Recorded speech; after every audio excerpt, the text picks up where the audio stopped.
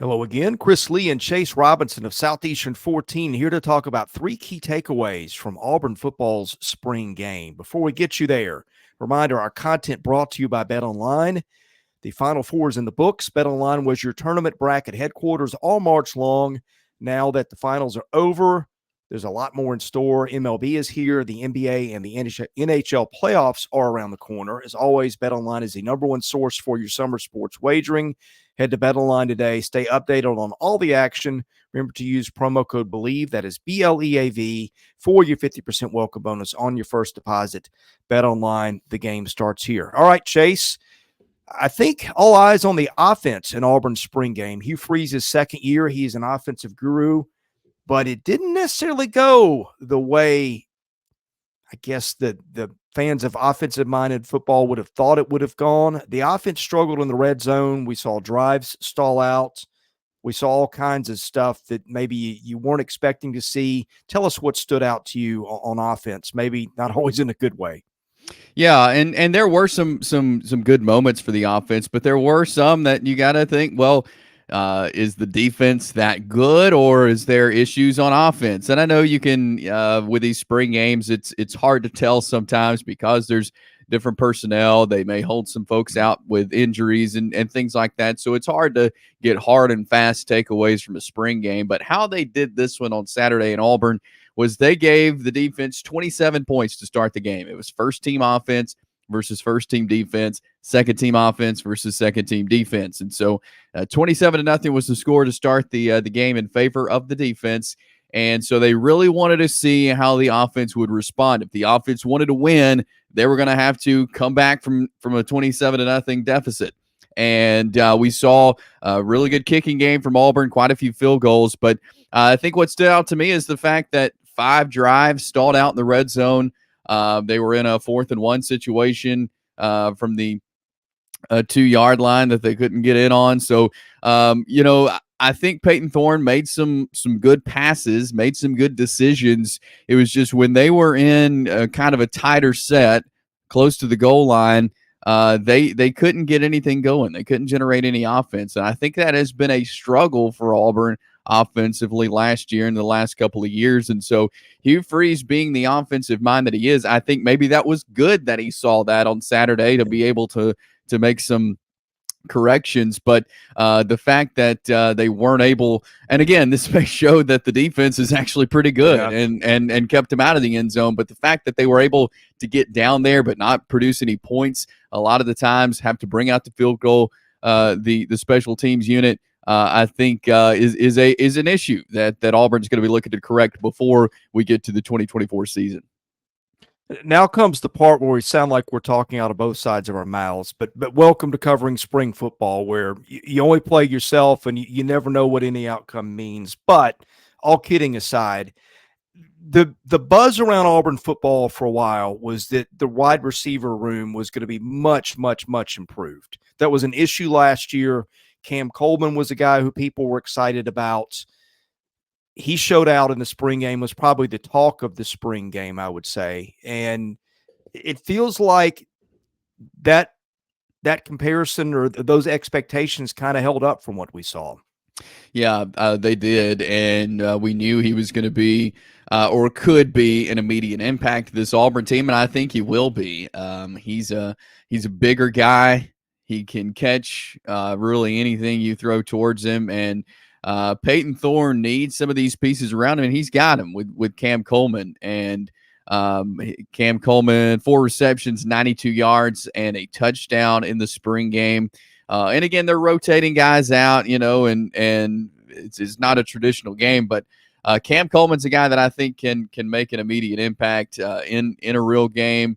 Robert Lewis also stepped up in the receiver room. He had 5 receptions for 73 yards. And so those are just two of the guys that we saw. But I think that the offense is going to take a step forward because of the receivers that they have.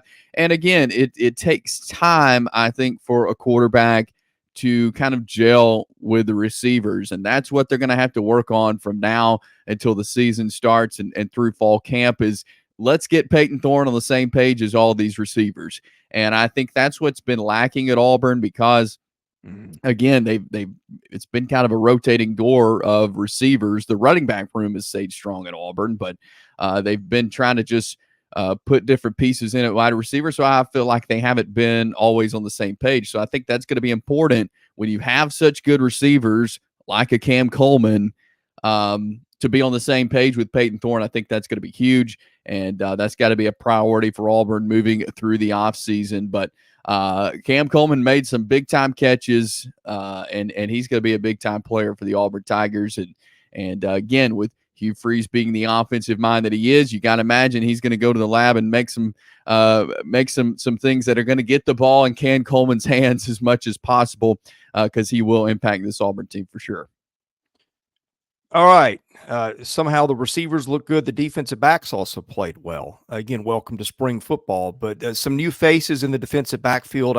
Alabama's transfer Antonio Kite played in this game. Tell me what you saw on the back end from Auburn secondary. Yeah, they were, again, we talked about they've got good receivers. And so, therefore, when you go up against good receivers, your secondary is probably they're going to get some really good practice. And they have been going up against some really strong receivers. And I mentioned the struggles in the red zone could have a lot to do with the defense. Ron Roberts comes in, or DJ Durkin rather comes in and running this defense, and he necessarily doesn't always has not always coached good pass defenses, but I think he's got the pieces here where he can do that. Where he can make that happen. And again, he's got some guys. We saw Alabama transfer Antonio Kite play a good bit in that game.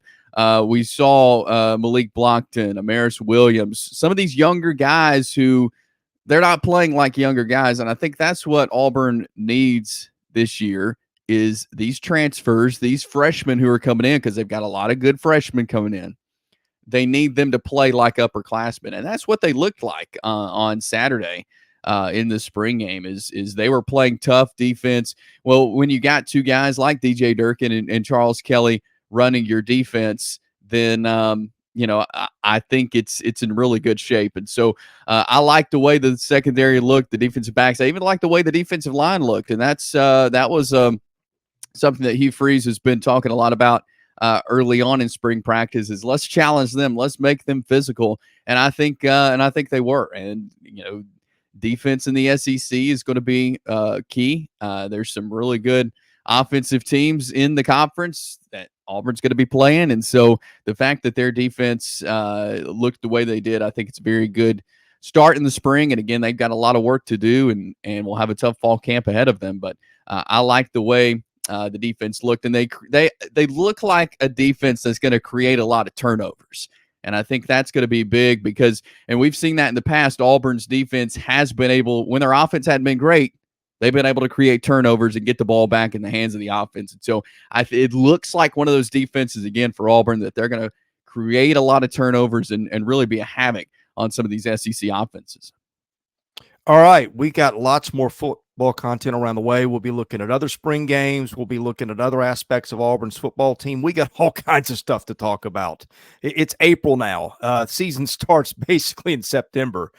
We will have you covered between now and then. Best way to get all that, hit the subscribe button, hit the like button. That helps our analytics. For Chase Robinson, I'm Chris Lee. We are Southeastern 14, presented by Bet Online.